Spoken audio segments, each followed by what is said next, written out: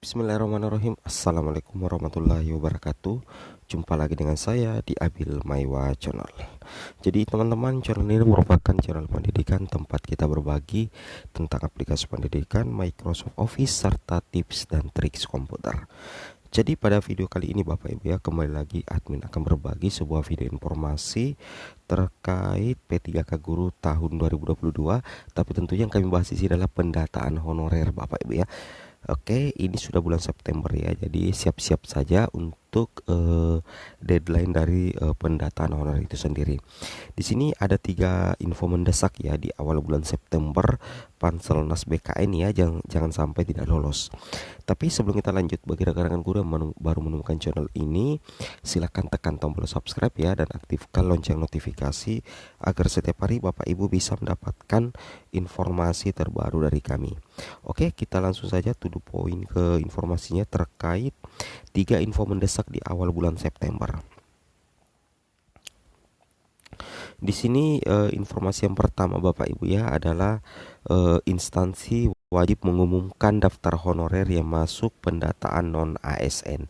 Jadi nantinya pada saat pendataan non ASN sudah berjalan, nantinya instansi itu wajib mengumumkan bahwa inilah daftar nama yang bisa masuk dalam proses pendataan non ASN seperti itu ya. Nah, buktinya di sini Bapak Ibu ya, dilansir di salah satu media elektronik jpnn.com Jakarta bahwasanya Badan Kepegawaian Negara BKN mengingatkan instansi pusat ya dan daerah segera melakukan pendataan honorer sebelum 30 September ya. Itu berarti masih tersisa 28 hari lagi. Nah, jadi untuk proses pendataan honorer itu masih tersisa sekitar 28 hari lagi Bapak Ibu ya. Jadi terakhir tanggal 30 September. Jadi bagi rekan-rekan guru, ini adalah salah satu info yang sangat mendesak ya, karena ini sudah bulan September. Tentunya Bapak Ibu yang akan ikut dalam pendataan honorer, itu Bapak Ibu pastikan bahwa pendataan Bapak Ibu itu sudah masuk sampai tanggal 30 September ya. Itu yang harus Bapak Ibu pahami.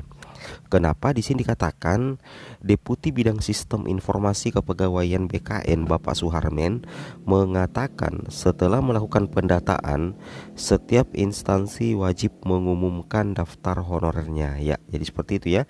Jadi nantinya setelah melakukan pendataan, maka setiap instansi itu wajib untuk mengumumkan daftar honorernya. Honorer yang masuk dalam pendataan non ASN pada kanal instansi masing-masing harus diumumkan ke publik, kata Deputi Suharmen di Jakarta ya, hari Jumat ya kemarin tanggal 2 bulan September 2022. Di sisi lain, tenaga non ASN itu diarahkan untuk memeriksa pengumuman tersebut. Jika tidak terdata, maka bisa mengajukan usulan pendataan. Nah, seperti itu ya. Oke, ini untuk berita yang pertama itu adalah yang mendesak yang pertama, bahwa ini sudah bulan September, rekan-rekan guru honorer yang ikut pendataan itu harus selesai pengisian datanya itu maksimal ya minimal 30 September 2022. Jadi ini salah satu info yang sangat mendesak Bapak Ibu ya. Kemudian info mendesak yang kedua ada di sini Bapak Ibu ya. Di sini datang juga dari BKN atau Panselnas. Di sini dikatakan data honorer tak sesuai di aplikasi pendataan non ASN, jangan panik, BKN beri kemudahan. Tentunya ini menjadi salah satu kabar mendesak yang menguntungkan rekan-rekan honorer yang ikut pendataan ya. Kenapa? Karena misalkan data Bapak Ibu itu tidak sesuai di aplikasi pendataan, maka di sini ada kemudahan untuk diperbaiki oleh rekan-rekan honorer. Misalkan di sini ya, banyak honorer salah menginput data di aplikasi pendataan non ASN. Jadi anggaplah banyak honorer ya, itu banyak yang istilahnya salah input ya, salah input data di aplikasi pendataan non ASN. Di sini katakan menurut Ketua DPP Forum Honorer Non Kategori 2 Indonesia FHNK2I Bapak Raden Sutopo Yuwono, kesalahannya adalah input NIK ya. Kesalahannya ada di input NIK, kemudian nomor ijazah, dan kemudian tanggal SK. Nah, jadi kesalahannya ada di situ Bapak Ibu ya. Kesalahannya itu input NIK, kemudian nomor ijazah dan tanggal SK. Nah, misalkan kesalahan itu kata Sutopo membuat honorer khawatir gagal masuk pendataan. Mereka pun rame-rame meminta agar ada peninjauan kembali. Nah, Sutopo berharap BKN memberikan kemudahan bagi honorer yang salah input data. Merespon masalah tersebut, Bapak Deputi Bidang Sistem Informasi Kepegawaian BKN Suharmen meminta honorer tidak panik. Data yang salah diinput itu masih bisa diperbaiki. Nah, jadi misalkan pada saat Bapak Ibu menginput data di aplikasi di web ya, misalkan input nih, kemudian input nomor ijazah dan input tanggal SK, ternyata salah input, maka itu bisa diperbaiki kembali Bapak Ibu ya, itu bisa diperbaiki kembali. Nah, di sini dikatakan data yang salah itu diinput masih bisa diperbaiki. Ini info dari Deputi Bidang Sistem Informasi Kepegawaian BKN. Nah, kemudian di sini nggak usah khawatir ya, masih diperbaiki kok datanya, kata Deputi Suharmen kepada CPNN. Dia menjelaskan perbaikan data itu bisa dilakukan jika tenaga non ASN telah membuat akun dan registrasi untuk melengkapi data mereka. Jadi intinya seperti itu ya. Jadi beliau menjelaskan bahwasanya untuk perbaikan data itu bisa dilakukan Bapak Ibu ya, jika tenaga non ASN telah membuat akun dan registrasi untuk melengkapi data mereka.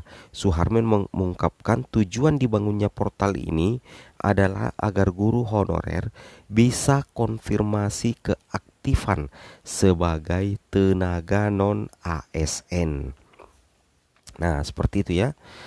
Kemudian mereka juga bisa melengkapi data atau memperbaiki data yang diinput oleh admin atau operator instansi.